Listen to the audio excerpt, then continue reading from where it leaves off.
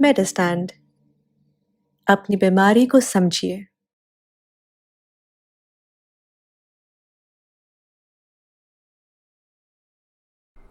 अस्सलाम वालेकुम ख़वातीन हज़रात, प्रोफेसर अज़ीज़ुर रहमान फ्रॉम मेडिस्टैंड अपनी बीमारी को समझिए।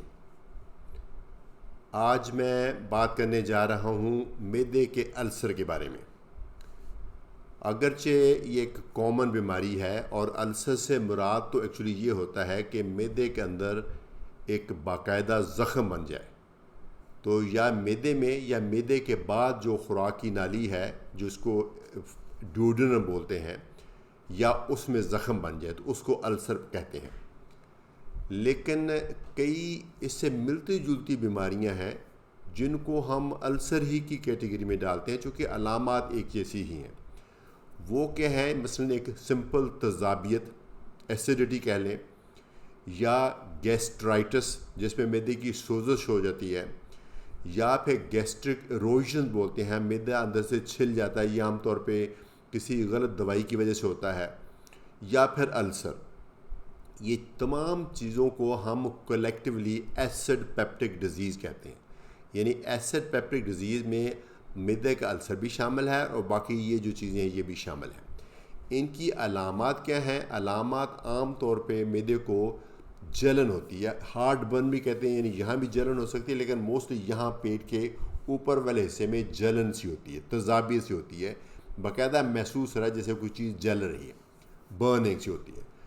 तो ये जो जलन है ये आम तौर पे बहुत शदीद नहीं होती, हल्की हल्की सुलग रही होती है। खाने के बाद ये तकलीफ़ बढ़ भी सकती है और कई दफ़ा खाने के बाद इसको रिलीफ भी मिल जाता है, और कभी थोड़ी देर के लिए थम भी जाती है लेकिन फिर आ जाती होती है, ये अगर मैदे में अगर ज़ख़म है तो। आम तौर पे खाने में कुछ ख़ास चीज़ें हैं जिससे ये बढ़ती है। मसलन वो खाना जिसमें मिर्च मसाला ज़्यादा हो उससे ये बढ़ती है, वो खाना जिसमें चिकनाई बहुत ज़्यादा हो उससे ये बढ़ती है, या अगर कोई बंदा पेन किलर्स खा रहा हो, ये जो दर्दों की दवाइयाँ होती हैं उससे बढ़ती है। सिगरेट वालों के अंदर ये अल्सर की कैफियत ज़्यादा होती है। ड्रिंक करते हैं जो लोग, अल्कोहल पीते हैं, उसके अंदर भी ज़्यादा होती है।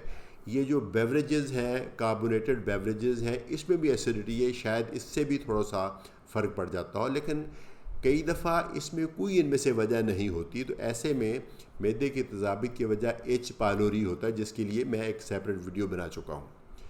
तो इन तमाम बीमारियों की अलामात, पहले तो ये मैदे में जलन होती है, लेकिन कभी कभार ये दर्द शदीद भी हो सकती है, और कभी कभार इसकी फर्दर कॉम्प्लिकेशन भी हो सकती हैं। उस कॉम्प्लिकेशन के साथ मज़ीद अलामात भी आ सकती हैं।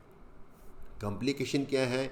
एक तो मैदे का अल्सर अगर आहिस्ता आहिस्ता थोड़ा सा ब्लीड करता जाए तो खून की कमी हो जाती है। इसकी मिसाल ये है कि कभी टूटी जो है पानी की, वो थोड़ी थोड़ी भी अगर लीक कर रही हो तो बड़े से बड़ा टैंक भी खाली हो जाता है।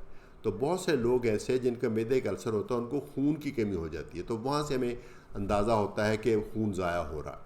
कई दफ़ा खून की उल्टी भी आ सकती है, वो एक बहुत ख़तरनाक किस्म की इमरजेंसी सिचुएशन है। खून की उल्टी आ जाए तो फौरी तौर पे इमरजेंसी जाना पड़ता है। कई दफ़ा पखाने के रस से भी खून आ सकता है। पखाने के रस से जब खून आता है तो वो आमतौर पे काले रंग का आता है, कई दफ़ा फ्रेश भी आ सकता है, लेकिन मोस्टली काले रंग का आता है। फिर कई दफ़ा मैदे का जो है अल्सर है वो जब ठीक होता है, बहुत खुद ही ठीक होता है, तो उसका मुंह बंद हो जाता है, तो बार बार उल्टियाँ आती हैं। तो ये तमाम अलामात मैदे के अल्सर की हैं। लकीली आजकल इतनी कॉम्प्लिकेशन इसकी नहीं होती, चूँकि बहुत जल्दी तशख़ीस हो जाती है और बहुत अफेक्टिव ट्रीटमेंट इसका है। तो तशख़ीस तो मैंने बताया, अलामात ये होती हैं। मुआयने पे आमतौर पे सिवाय इसके कि जब डॉक्टर यहाँ प्रेस करता है थोड़ी सी दर्द होती है, और कोई ख़ास इसकी अलामात नहीं होती। इसको अगर तो आपको कभी कभार होता है तो हल्की फुल्की आपको दवाई डॉक्टर देंगे, वो खा सकते हैं, लेकिन अगर ये आपका सिम्टम नहीं जा रही तो फिर इसकी इन्वेस्टिगेशन कराना बहुत ज़रूरी है। इन्वेस्टिगेशन में आम ब्लड टेस्ट भी होंगे, लेकिन इसकी जो सबसे बड़ी इन्वेस्टिगेशन है जिसके बाद किसी तरह का शक व शुबा नहीं रहता कि ये मैदे का अल्सर है कि नहीं है, तो किस किस्म का है, या अल्सर के अलावा कोई और ज़्यादा ख़तरनाक चीज़ तो नहीं, इन तमाम चीज़ों का पता चलता है गैस्ट्रोस्कोपी से या एंडोस्कोपी से, जिसमें कैमरा जाता है अंदर। तो अंदर जाके मैदे के अंदर बिल्कुल वाज़े तौर पे, जिस तरह से सामने आपके टेबल के कोई चीज़ पड़ी हो तो आप वाज़े तौर पे देख सकते हैं ये क्या चीज़ है।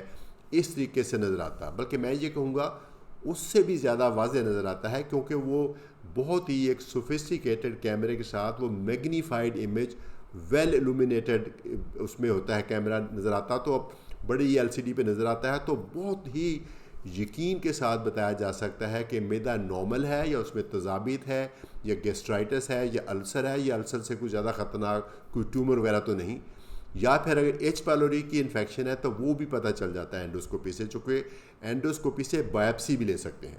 تو اینڈوسکوپی جو ہے ایک بہت ہی یوزفل ٹیسٹ ہے، ہر مریض کو اینڈوسکوپی کی ضرورت نہیں ہے، لیکن جن کی تکلیف پرانی ہے یا جن کو اس کے ساتھ کمپلیکیشن ہو رہی ہیں ان کو ضرور کرا لینی چاہیے۔ آئی ایم شیور آپ اگر اس تکلیف کے ساتھ اپنے ڈاکٹر کے پاس جائیں گے تو وہ آپ کو سجیسٹ کریں گے، فیصلہ یقیناً آپ ہی کا ہوگا، لیکن ڈاکٹر ایک نیک نیتی سے آپ کو بتائیں گے کہ گیسٹروسکوپی کرا لیں۔ یہ جو ٹیسٹ اتنا آسان ہے کہ آپ خود ڈرائیو کر کے جا سکتے ہیں ہاسپٹل، ٹیسٹ کرا کے خود ڈرائیو کر کے واپس آ سکتے ہیں، یعنی کوئی بے ہوشی نہیں ہوتی، کوئی اس کے پروسیجر کے بعد کوئی مسئلہ نہیں ہوتا۔ ہاں البتہ اس میں تھوڑا سا گلا سے سن کیا جاتا ہے، مریض ذرا تاکہ انڈوسکوپ ڈالتے ہوئے درد نہ ہو، تو یہ پروسیجر بہت ہی اچھا ہے، اور اگر السر تشخیص ہو جائے تو اس کا علاج بہت ہی افیکٹو ہے۔ خوراک کی پرہیز کرنی چاہیے، خوراک میں وہ چیزیں جو آپ کو تکلیف دیتی ہیں وہ نہ کھائیں، مرچ مسالہ کم کھائیں، اسموکنگ نہ کریں، الکوہل نہ لیں، پین کلر غیر ضروری نہ لیں، اور کھانا کم پیٹ رکھ کے کھائیں اور زیادہ تر گھر کا کھانا کھائیں۔ اور اگر اس کے ساتھ نہیں ریلیف ملتا تو آپ کو دوائی ڈاکٹر دیں گے، وہ پروٹون پمپ انہیبیٹرز ایک دوائی ہوتی ہے جیسے اومیپرازول، یا H2 بلاکر ہوتے ہیں جیسے پیپسیڈین ہے، یا ایک اور بھی دوائی آ گئی ہے اس سے بہتر آ گئی ہے، یا کبھی کبھی آپ کو وہ وائٹ رنگ کا شربت پینا پڑتا ہے۔ ان تمام چیزوں سے آپ کی السر کی انشاءاللہ تکلیف ٹھیک ہو جائے گی، اور اس کو 5-6 ہفتے کا تو کورس کرنا ہوتا ہے، اس کے بعد جب کبھی تکلیف ہو تو لے لی جاتی ہے۔ تو ایک بہت ہی اچھا علاج ہے، اس کے علاج سے آپ کی تکلیف بھی ٹھیک ہو جائے گی، اور اس کے بعد ہونے والی کمپلیکیشن سے بھی بچا جا سکتا ہے۔